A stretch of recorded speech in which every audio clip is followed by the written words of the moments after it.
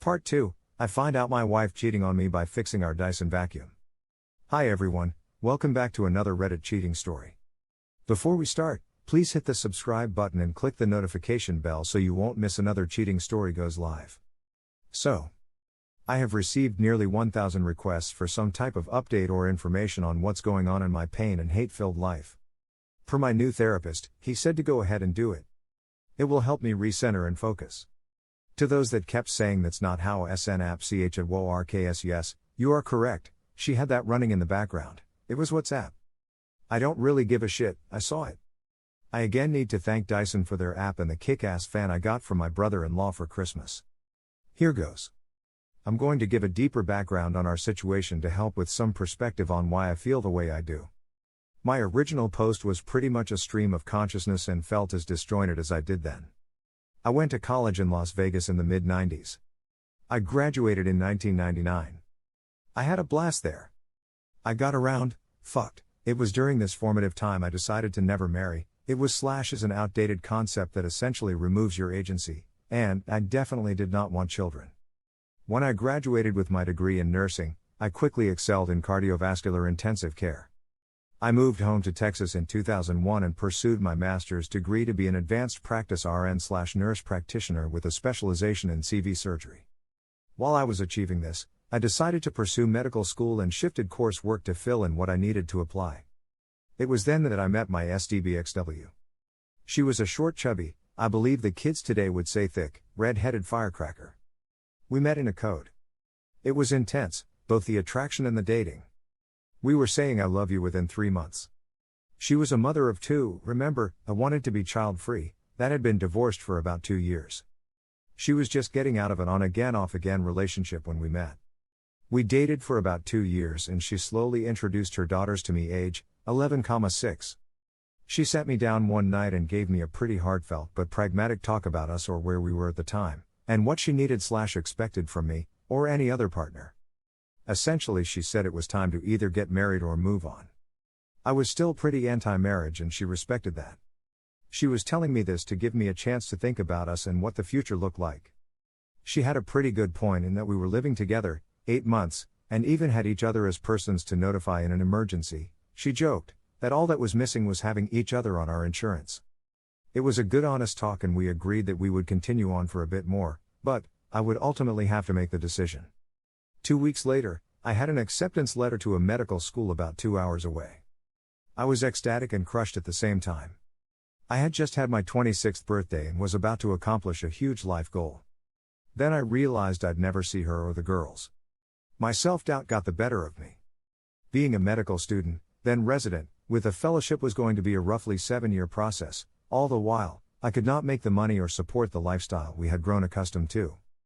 I thought about the prospect of at least 7 years of loans, debt, and work, and losing her. So I declined and switched back to a master's in nursing administration. We got married in July of 2003. It was an intimate and personal ceremony with just immediate family and friends. While my parents adore the girls, rightly so, they have always been standoffish with SDBXW. On Monday when I told my parents what was happening, and that there was a real possibility the girls could stop being as prevalent in their life as they have been, they told me that they felt that SDBXW was damaged goods being married prior to and forcing me to compromise. That really hit home, and to a certain extent they were / are correct. After I graduated I didn't want to be a manager or director. I'm a hands-on guy that likes taking care of patients. The hospital I was at offered a certification in ECMO and a perfusionist credential. It was a highly competitive application, but I got in. For the past 11 years, I have been doing ECMO and all things related. I have had a blast and it has been challenging as well as heartbreaking at times. My SDBXW decided about 5 years ago that being an RN on the floor had run its course and she wanted a more 9-to-5 job that did not involve patients or drama. She got on through a friend at a multi-state legal consultancy that specializes in medical legal suites. She abstracts data from patient charts and presents it in the manner requested. So that's the setup. On Saturday morning D-Day +2, I only slept a few hours. I had dark, disturbing thoughts regarding my future and life. I had, still do, thoughts and scenarios of death and violence upon them and myself. I was in the kitchen making breakfast, eggs and toast, when she walked into the kitchen still bleary-eyed. She asked if I would make her some. I threw it in the trash in front of her. I then proceeded to load up my record player and play music from my youth at an uncomfortable volume to prevent her from trying to talk to me. Real mature, I know. I began pain shopping big time, reading the printout in chronological order. I do and I don't recommend it. By the afternoon I was done with Black Flag and Danzig. I was listening to Torch, breakup songs by Chris Isaak and Ray LaMontagne. She approached again. This time she was almost indignant, asking what purpose notifying the AP's wife served. I stared at her for what felt like an inappropriate amount of time, a bit dumbfounded. I told her point blank that at least she, AP's wife, would get the chance to make an informed decision about her future instead of compromising and sacrificing for someone that would betray them so selfishly. I guess my message to the AP's wife was received and things were not good for him. She sat down on the couch and began to tear up and sob. I told her I was cried out, or more correctly I was so numb that I will do that later, when I am done doing what needs to be done. She asked timidly, all indignation, bravado gone from her voice, what else I had to do. I told her to ruin your life and give you the pain I have now. I told her that if she had any respect for me or love for me, she would open her phone and show me everything. She refused and said that it didn't matter and all I would do is hold it against her. I said, there was a part of me, the completionist in me, that wanted to know. She refused and went to the guest bedroom. I found her HR, new hire paperwork from her company. They have a corporate compliance line and I called and left a detailed message. They, STBXW and AP, had discussed client information that also had protected health information with an unsecured, non-approved messaging system. I also informed them that she was his acting supervisor on 2 projects over a certain time that corresponds with the sexually inappropriate messages. Lastly, I said that they both used their subsidized phones to transmit pornographic materials, pics, sexting, videos. That was a big no-no as well. My whole life, I have viewed myself as a peaceful and rational man. This has broken that part of me. I don't know where all of this anger has come from. I am somewhat worried. Will it stop? I know in the long run, to get over this I will have to accept her apology and forgive her for her mistakes. I just don't know if I am capable, and it is worrying to me. That evening I continued to notify family and friends of the situation and her actions. I called a physician friend and requested a favor for a checkup and an STD check. He had questions, I answered. My eyes got heavy around 8. Sunday D-Day +3, I decided to drive to see the girls. They are about 3 hours away. The youngest is still in college for another semester, maybe longer, thanks 2020. I have been having pretty extreme feelings about them since this began. I have formed a respectful, friendly relationship with them, but not much of a fatherly one. The oldest especially. We are cordial, but there is always that "you're not my dad" vibe between us. The youngest, not so much, but when they are together, it gets more prevalent. I left early Sunday around 5 a.m., arrived at their condo, their father pays for it, just after 8:45. I had kolaches and good coffee for them. They were immediately worried about their mother before I said anything. I told them point blank the situation and that their mother would probably be moving in the next 3 to 6 months. I could honestly say it was best to do and say this in person. I told them everything. They were disappointed in her. I then told them that I wasn't there to get them to take a side, but they were adults in a special circumstance within our relationship, and if they decided they didn't want to interact or have a relationship with me, that was okay. I would be somewhat let down, but also relieved. I told them, however, that our relationship or lack thereof should not interfere with their grandparents, my parents. They both agreed that they would like to definitely keep in touch with the grandparents. I left there around 11 and headed home. I stopped at my best friend's house and cried a little. I had essentially helped to raise them as best I could. Their father was absentee most of their childhood and started another family 6 hours away. My best friend decided that I had drank enough the past 72 hours, and I needed to sleep. I crashed at his place that night.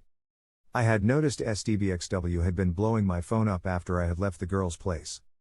Oh well, I was too tired and in too dark a place to care. Monday D-Day +4, I arrived home around 8 and noticed her Porsche was still there. I thought for a moment that she Ubered or Wazed to the airport. No, she had not. She was up and had breakfast made. She asked me to sit down and eat with her. I did. She asked how it tasted. I told her like static. I told her I've had a hard time tasting and feeling anything other than bitterness and anger for the past 5 days. She had called in sick at work and did not leave for her quarterly meeting. She tried to start talking about how worried she was for me and that she loved me so much. She had gotten a call from her oldest yesterday around noon and they were deeply disturbed by her behavior. I laughed. As I did it, I realized it was not a funny laugh. It had a manic kind of feel to it and took me aback. I said, "Oh, you love me so much you have a 1.5-year affair behind my back. You love me so much you fuck some other married man. You love me so much you pissed away nearly half of my life because." She had never given me a reason as to why she did it. I told her that, and it made it so much worse. I went to the liquor service and pulled out the bottle. The bottle was an 18-year Glenfiddich that my grandfather bought for us when we got married. It has been / was our tradition to have a small sip on our anniversary night and remember that things get better with time and patience. I chugged the remainder of it. It was about a third of the bottle that was left. I said, "Sorry I didn't offer her any, because she did not deserve any." I went to the bedroom and began pulling all of the pictures off of the wall that had us or her in them. I placed them on the kitchen table. She had left. My attorney, or rather her paralegal, called to notify me the petition for divorce was ready, and I needed to sign off on it before it could be filed and SDBXW would be served within 10 business days. I read it quickly, while very buzzed on premium scotch. Signed and pressed send. I also got a message from the AP's wife. She reluctantly thanked me for this horrible but good revelation. She declined to speak with me, but wanted to message me to tell me. She found texts and videos with other women besides my SDBXW. She kicked him out, and was going to an attorney soon. They live in California, he's fucked. I proceeded to listen to music and have a few more drinks. I fell asleep around 4 in the afternoon. I heard her come home around 10, she saw the pile of pictures and things that had at one time meant something to us. She began sobbing and asking me to talk to her. I only asked one question: why? She kept saying she didn't know. I called her vile things and said that she made so many decisions to get to just the first text. It was she that started it. I was pretty loose with my tongue due to being drunk. I laughed at her and started taking off my clothes and said, "You threw away this," pointing to my body. "I'm going to get shit for it, but I'm 6 feet 4 inches and weigh 200 hash. Up until last week I still jogged and lifted weights 4 times a week, for some pot-bellied needle dick guy that wasn't going to do anything for her." I went to my room and had a shower. When I got out, she was in the bed naked. She had lit some candles and begged me to fuck her. I turned on my camera and told her to repeat what she said. "I thank everyone who mentioned doing this, just in case, for whatever reason, my erection did not do a good job of convincing her that I didn't want to. So, I did it. I was not kind. I put her in uncomfortable positions and pounded her. I told her I wanted anal, and I wanted to hear her beg me for it. I recorded it all. I felt so many mixed emotions after. I love her, and I am indifferent to her. I hate her, and I think nothing of her. I want her and feel like I need her, but it hurts me to think of us anymore." We fell asleep together. I woke up kind of hungover and I had a hard time looking at myself in the mirror. There are more to come. Find out the part 3 of this story, check our channel or the description. Thank you for watching, and don't forget to subscribe and turn on the notification bell for any future cheating stories.